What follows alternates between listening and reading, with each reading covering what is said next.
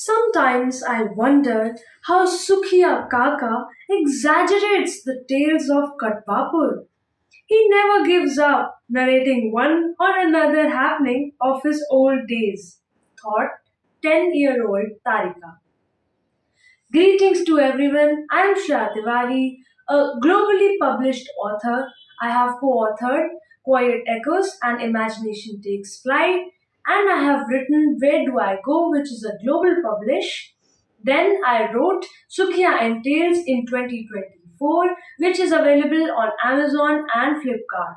So I bring to you the third chapter of my favorite story, Sukhiya and Tales, which is about a young girl Tarika and the conversation with her house help Sukhiya Kaka and how this conversation unveils. So let us start with the third chapter, A Walking Dead Man. Life with Sukhiya is like living with a genie, filled with uncountable stories to tell. At 15 years of age, Tarika had secretly invited her three best friends for a sleepover in the absence of her parents. I'm sure you must have tried to have a sleepover too. Tarika, be careful while pouring the hot soup. Oops! One of the friends whispered. Due to the darkness in the room, the soup bowl slipped from Tarika's hand and spilled on the floor. The glass broke down in many pieces. It was a dark and rainy night.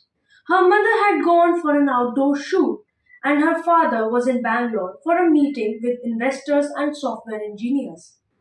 Dr. Kamble wanted to build a new AI based hospital where treatment could be possible at the earliest. The dedicated doctor didn't know about the happenings at his home. The girls gaped at Tarika as the vessel fell off. They were not able to figure out how to collect the broken pieces of glass. But the noise of broken glass had already woken Sukhiya. Unaware of the girl's presence at home, he became worried for Tarika's well being. He hastily got up from his bed and switched on the light of his room. But due to the power cut, it did not lit up. To locate the thieves, he started walking quickly towards the back door, which was another entry to the kitchen of the house. There he heard the humming noise. He approached the kitchen. In the partially beamed light, he appeared as a ghost. His old grey hair looked more shiny and white. His plump face enlarged the shadow falling on the ceiling. His white loose kurta was randomly blowing due to the wind. I am sure this was enough to scare the girls. His tired, lumping legs and stiff moving body was perfect to scare the innocent girls. Instead of thieves, he figured out some young girls and started laughing menacingly at his own stupid mind. His sudden ghostly appearance made the girls shout hard and glee. One of the girls' shrill voices exclaimed repeatedly, "A walking ghost, a walking dead man." Other girls also voiced, "A walking dead man?" The old chubby figure started laughing even harder and harder. His approaching footsteps made the girls' hearts filled with horror. That was a hair raising moment for the night visitors. Just then, the electricity returned and Tarika shouted, overcoming the noises, "It's Sukhiya Kaka, our house help!" Everyone sighed in relief. Phew. She exclaimed further. Obviously, Kaka must have heard the crashing vessel, hence, he came in from his servant quarter to check if everything is in the right place or not. Sukya glanced at the room, messing with broken pieces of glass. Then he took a broom and dustpan to clear the floor.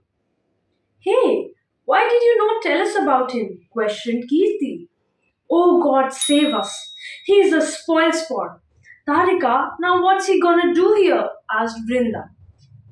Kaka, please don't tell my parents that I have secretly invited my friends. I just wanted to have some fun with my friends, you see. Sorry, Tarika requested in Sukhia's ear. Tarika was worried about her secret sleepover party.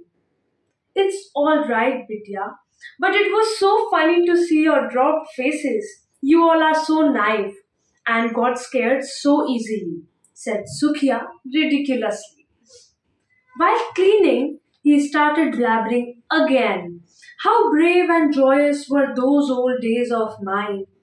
What are you saying, uncle? We were scared because we didn't know that you live here too. He realized that the girls were hungry and secretly cooking something, so he decided to help. He asked the girls while having fun, "You called me a walking dead man, right?" "Yeah, sorry for that," replied Tarika's friend Kirti. Kaka mockingly asked again, "No, I mean, do you people really know anything about a walking dead man?" "Don't fool us. Please stop it, Kaka," said Tarika. Pretending himself to be busy, he started cooking for the visitors. A girl took some tomatoes and started chopping, while another started mashing potatoes. Tarika served the plates. All the girls circled around the kitchen island. Their inquisitive eyes looked up to Sukhia's face and wanted to hear about what he was trying to tell them. Addressing Tarika, Sukhya uttered, "Vidya, do you remember the seven beautiful ghosts and Moli's engagement?" "Yes, of course I do, Kaka. But you didn't reveal how you knew the authenticity of Moli. I'm still puzzled," replied Tarika. "Vidya, even I was puzzled until Molly told me after our marriage. Yes, she was engaged to none other than me. To narrate the story further, the secret had to come to light," answered Sukhya with a smile. The incident took place some time after the engagement of Molly and I in the small village Katwapur. After supper, I was resting at the house with my parents. Suddenly, Srikhand called me for a favor. Unknowingly, I went to accompany my cousin for a night. That night turned into a nightmare for all the villagers. "What? A nightmare? Was it a flood?" Tarika exclaimed in worry. Her friends were in wonder too. They all sat patiently, hands in hands with each other. A downpour. Black clouds started wandering in the sky, as if they were warning me and the other villagers. The thunderstorm was trumping as if it was laughing at my innocent face. It was not at all a great idea to go out with him. Srikhand was a mischief. He took me to a company for sitting overnight at a dead man's body. The richest man of the village, Sundarlala, had passed away late in the evening. He was the oldest member of the village and the only one to have a big Pakka mansion. Still, no one was in sorrow and paid no attention to the sad news. Actually, he was hated by everyone, not for his grand wealth, but for his miser nature. So he was never loved by anyone. Even when he was on his deathbed, he kept calling everyone, every near and dear one, to his house, but no one turned up. No one wanted to spend time with him, except his adopted niece.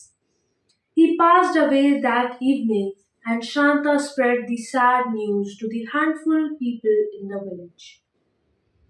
Everyone went to mourn, but as soon as they got to know from the village pundit that the funeral could only be possible in the morning, they all left the place by giving one or another excuse. The villagers escaped from the mansion, but their greedy heart was thinking about getting some share of Lala's land. Many of them planned to return in the morning at the time of the funeral. To not leave the body alone for a night, they presumably passed their duties. Finally, they forced us to stay back in the Haveli. as none of them wanted to sit down with the dead body for a whole night. We were innocent and could not refuse, so we accepted the offer to attend the dead body for a night.